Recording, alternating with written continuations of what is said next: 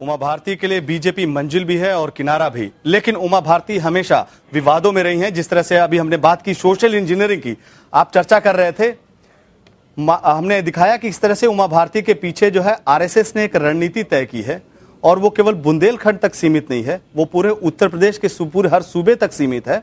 और उसके पीछे सबसे बड़ा कारण यह है कि नितिन गडकरी जो बीजेपी के अध्यक्ष हैं, उन्होंने फ्री हैंड दिया हुआ है। आपने देखा किस तरह से उन्होंने कहा कि नेतृत्व जो है वो उमा भारती संभालेगी।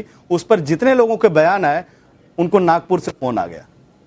तो सोशल इंजीनियरिंग जो है कहीं ना कहीं वो बीजेपी में इस बार दिखती है, जिस तरह से उमा भारती को प्रोजेक्ट किया गया है।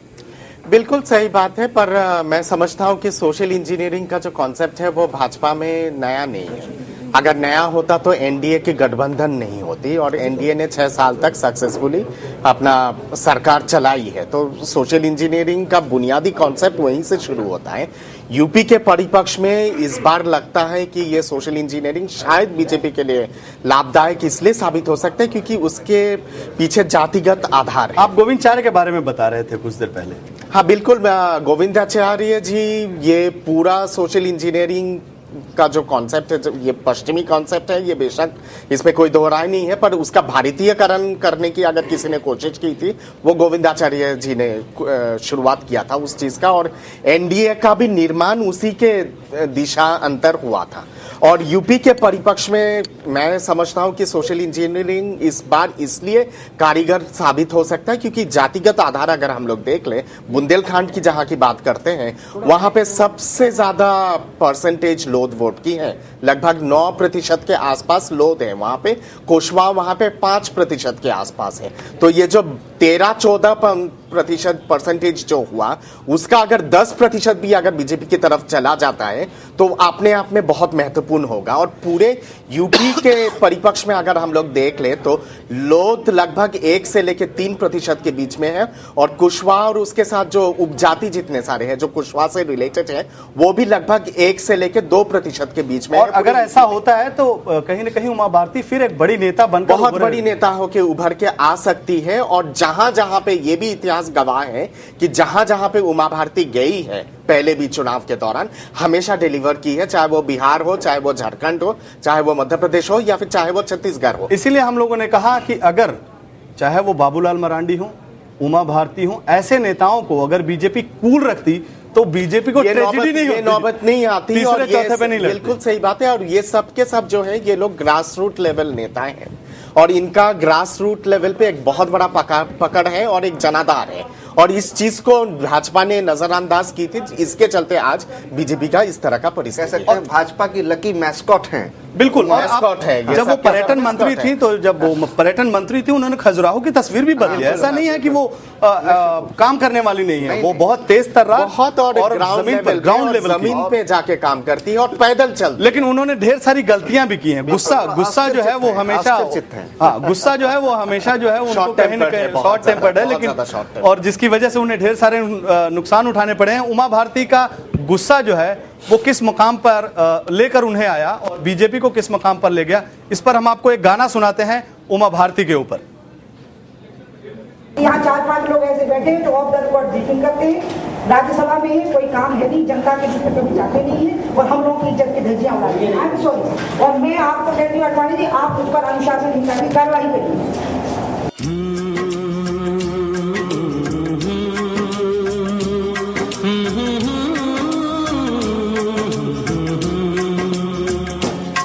जो बीत गया है वो अब दौर न आएगा, जो बीत गया है वो अब दौर न आएगा।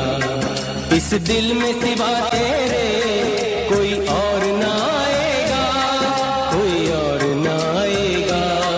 जो बीत गया है वो अब दौर न आएगा।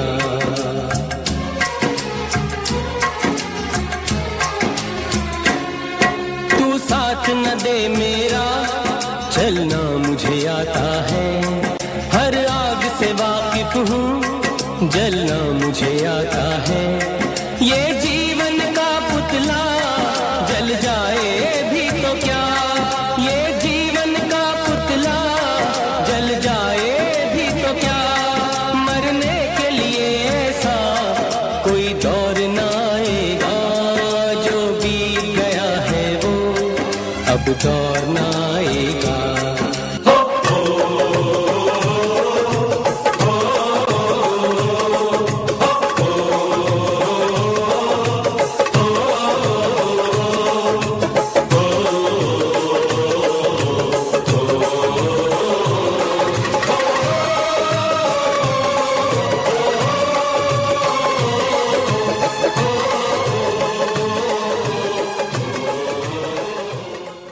उमा भारती की इस बार कोशिश होगी कि जो पीछे का दौर है वो भूल जाएं और नई राजनीति शुरू करें, क्योंकि गुस्से में वो उन्होंने राजनीति में बहुत कुछ खोया है। आपने देखा शुरू में किस तरह से वो जब पार्टी से 6 साल के लिए निष्कासित की गई थी, भरे प्रेस कॉन्फ्रेंस में उन्होंने बीजेपी के नेताओं को आंख दिखाई थी। उसके बाद उन्होंने अपने ही कार्यकर्ता को मध्य प्रदेश के भोपाल में थप्पड़ मारा। उनकी जो गुस्सा है उसको शांत करने के लिए आरएसएस के ढेर सारे लोग लगे रहते हैं कि उमा भारती यानी दीदी शांत रहें और जो पुराना दौर है, पीछे का जो गुस्सा है वो खत्म हो जाए। हम बात कर रहे थे उमा भारती के गुस्से को लेकर, जिससे उन्हें काफी नाराजगी हुई। बहुत कुछ खोया गुस्से से, लेकिन ये कहते भी हैं कि उमा भारती की वो ताकत भी है। अगर गुस्सा जो है वो उनकी कमजोरी है तो वो ताकत भी है, और शायद यही ताकत है कि वो दोबारा बीजेपी में आई और पूरा आरएसएस उनको सपोर्ट किया। जिस तरह से अभी बता रहे थे कि उमा भारती जहां जहां गई हैं उन्होंने परिणाम वहां पर लाया है। उत्तर प्रदेश में अगर राजनीति में इस सियासत में वो कामयाब होती हैं तो उनके लिए भविष्य की राजनीति तो बहुत अच्छी होगी। लेकिन बीजेपी के पीछे इसके 2 कारण हैं, मैं आपको बताना चाहूंगा। एक तो वो भोपाल से दूर रखना चाहते हैं कि शिवराज सिंह चौहान को परेशान न करें, और दिल्ली में नेताओं के साथ फिर वो बर्ताव न करें क्योंकि शॉर्ट टेम्पर्ड है। उमा भारती को भविष्य को लेकर किस तरह से देखते हैं? देखिए, उमा भारती का नाम ही 5 ब्रांड नेताओं में लिया जाता है, और उत्तर प्रदेश में मायावती को लाने के पीछे मुख्य रूप से 2 कारण हैं। पहला कारण ये है कि कल्याण सिंह आज भी लोधी जात में अपना इतना वर्चस्व रखते हैं कि लाख लोग बुराई कर लें, लाख उनके बारे में लोग उल्टा सीधा खेलें, उसके बावजूद पूरी की पूरी जो कम्युनिटी है वो बाबूजी के रूप में आज भी उनको स्वीकार करते हैं, और उसके आगे वो दूसरा कोई विकल्प मानते ही नहीं है। और चूंकि भारतीय जनता पार्टी को लगता है कि उमा भारती भी उसी कास्ट को बिलोंग करती हैं, इस नाते उमा भारती के माध्यम से जो कल्याण सिंह के साथ जो लोधी वोट या बैकवर्ड जो वोट है जो जुड़ा हुआ है, उसमें से हम कुछ हिस्सा ले सके। क्योंकि एक बड़ी वजह कई सीटों को प्रभावित करने वाली यही होगी कि बेशक कल्याण सिंह जी अपने कैंडिडेट को जिता ना पाए, लेकिन भारतीय जनता पार्टी कम से कम 15 से 16 कैंडिडेट ऐसे हैं जिनको कि प्रभावित कर सकते हैं। बिल्कुल, इसीलिए इन फायर ब्रांड नेताओं के अलग अलग नाम है। उमा भारती को दीदी से के नाम से जाना जाता है,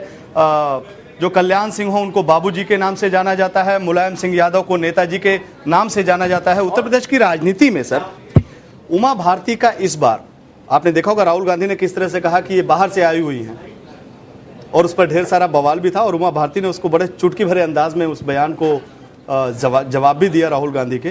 उमा भारती को उत्तर प्रदेश में लाने का सबसे बड़ा कारण क्या रहा? देखिए, जो अभी आप लोग बातचीत कर रहे थे और कि जो सोशल इंजीनियरिंग की पॉलिटिक्स है और पिछड़ा राजनीति है, तो कम से कम जो भी हमारे पूर्व जो मतलब पैनलिस्ट हैं उन्हें डॉक्टर लोहिया का नाम नहीं भूलना चाहिए। बिल्कुल, समाजवादियों ने बांधी गांठ, पिछड़ा पावे 100 में 60। हाँ। रानी के खिलाफ मेहतरानी और तमाम छोटे छोटे आम लोगों को, सरस्वती अम्माल को केरल से ला करके डॉक्टर लोहिया ने उत्तर प्रदेश की राजनीति में स्थापित किया।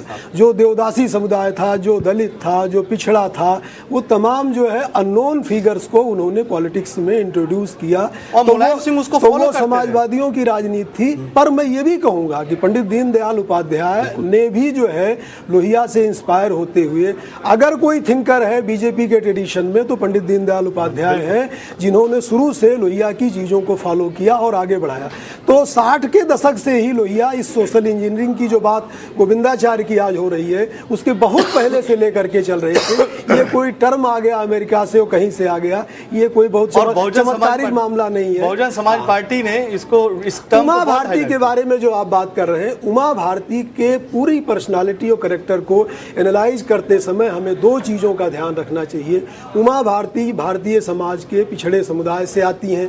उमा भारती एक स्त्री भी हैं और उमा भारती हिंदुत्व की प्रतीक भी रही हैं। ये तीनों के अपने अपने कॉम्प्लेक्सेज हैं और भारतीय समाज में जहाँ जहाँ बैकवर्ड पॉलिटिक्स इमर्ज की है, बैकवर्ड पॉलिटिक्स में एक तरह की डिक्टेटोरियल टेंडेंसी भी रही है, असर्टिवनेस भी रहा है, फाइटिंग टेंडेंसी भी रही है।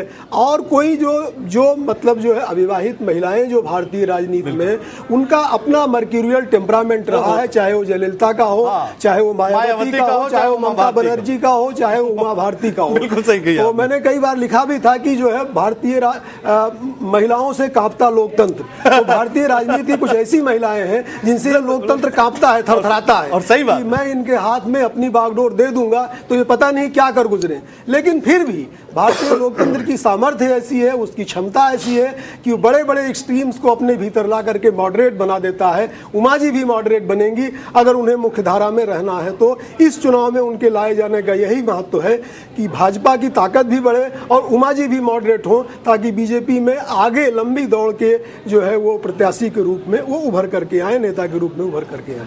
आपने डॉक्टर लोहिया की बात की तो सीधे चलते हैं संजय सिंह के पास, जो समाजवादी पार्टी पर खड़े हैं और वहां की तस्वीर बता रहे हैं। इस वक्त हम खड़े हैं समाजवादी पार्टी के प्रदेश मुख्यालय के ठीक सामने, जहां आप देख सकते हैं कि काफी गहमा गहमी का माहौल है। सबकी निगाहें समाजवादी पार्टी पर लगी हैं क्योंकि आज कुछ ही देर में जनादेश आने वाला है, जनता का फैसला आने वाला है, इसलिए सबकी निगाहें चुनाव परिणामों पर लगी हैं। लेकिन जिस तरीके से एग्जिट पोल के अनुमान समाजवादी पार्टी के पक्ष में बताए जा रहे हैं, उसकी भी अग्नि परीक्षा अभी कुछ ही देर में हो जाएगी, क्योंकि वोटों की गिनती का काउंटडाउन शुरू हो गया है। ऐसे में अहम सवाल ये उठता है कि क्या समाजवादी पार्टी उम्मीद के अनुसार ही प्रदर्शन करेगी या सत्ता की चाबी किसी और पार्टी के हाथ लग जाएगी। कैमरा पर्सन निशांत रंजन के साथ संजय सिंह, महुआ न्यूज लाइन, लखनऊ। संजय सिंह बता रहे थे समाजवादी पार्टी के बाहर की तस्वीर। सीधे चलते हैं लखनऊ, जहां पर हमारे संवाददाता अविनाश मौजूद हैं। अविनाश, 10 मिनट रह गए हैं, चुनाव के जो मतगणना जो है वो शुरू होने वाली है। किस तरह से रौनक है, किस तरह से वहां के लोगों में उत्साहत है, किस तरह से लोग चर्चा कर रहे हैं, किस तरह से पॉलिटेक्निक कॉलेज जो बहुत महत्वपूर्ण है लखनऊ का, जो मतगणना होने वाला है, वहां पर किस तरह से सुरक्षा व्यवस्था है?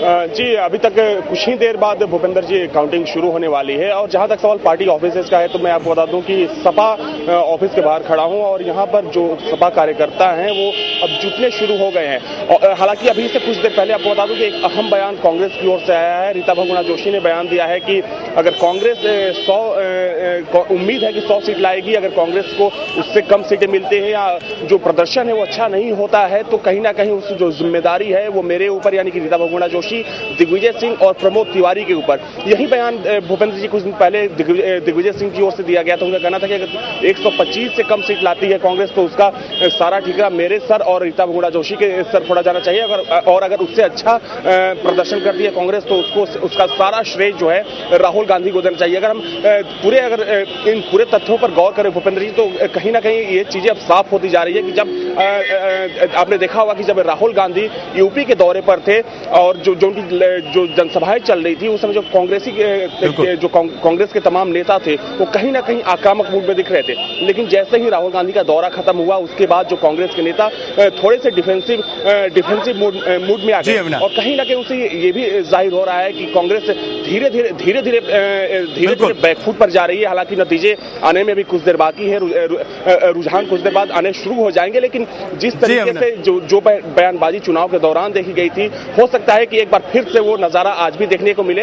हालांकि अभी कुछ देरी है और कुछ देर बाद यानी कि 2 से 3 घंटों में बिल्कुल ये नजारा साफ होता चला जाएगा कि यूपी कौन बनेगा और जो लखनऊ का विधानसभा है उस पर काबिज कौन होगा। जी बिल्कुल अविनाश, ये थी सुबह लखनऊ की तस्वीर।